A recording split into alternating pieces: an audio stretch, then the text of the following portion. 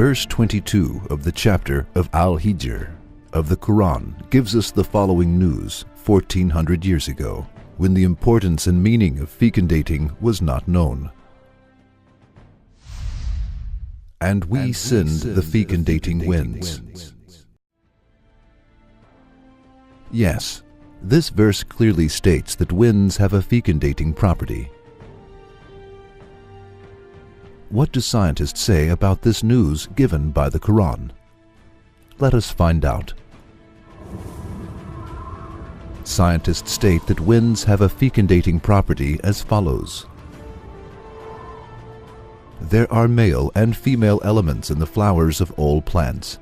Fruits occur when the male element fecundates the female. This fecundation takes place thanks to wind.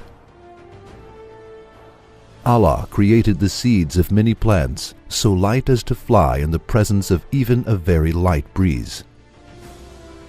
Pollens, dusts, and seeds of innumerable plant species are carried from one plant to another through winds.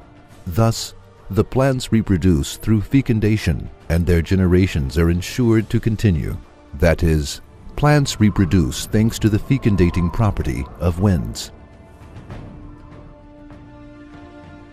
Apart from fecundating plants, winds also fecundate rain clouds to make rain fall down.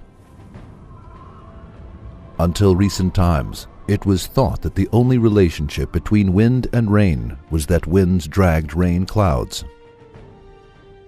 Yes, it was something that could be seen by anyone who watched the movement of the clouds. However, the relationship between wind and rain was not only this. Air bubbles called aerosols form on the surface of seas and other waters due to foaming. They mix with the dust that winds drag from the land and fly toward the upper layers of the atmosphere. These particles, raised by winds, combine with water vapor, and the water vapor condenses around these particles. If it were not for these particles, 100% water vapor could not form clouds. Clouds form when winds fecundate the free water vapor in the air with the particles they carry. After these explanations of science and scientists, let us analyze the issue and find answers to the following questions. 1. When was it discovered that winds had a fecundating property? Answer. It was discovered in the 20th century. 2. Is it possible for a person who could not read nor write to discover this fact 1400 years ago? That which was only discovered in the 20th century? Answer. It is impossible. Only an insane person can claim that it is possible. 3. How can it be explained that the fact that winds have the property of fecundating is mentioned in the Quran if it is not accepted that the Quran is the word of Allah? Answer. It cannot be explained in any way. If the Quran is not accepted to be the word of Allah, neither this information given by the Quran nor any of the other scientific facts can be explained. There are two ways.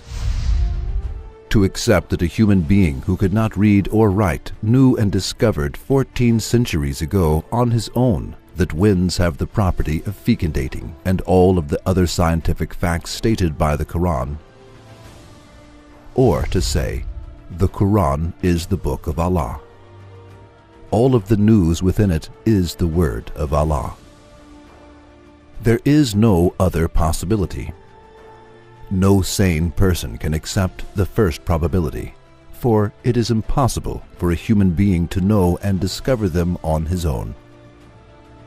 Then there is nothing else to do but to accept the second possibility. This book is the book of Allah, who is Alam al-Ghuyub, the knower of all unseen and unknown things. Yes, This book belongs to the same person who created winds and gave them the duty of fecundating. Everything within this book belongs to him. We believe in and accept it.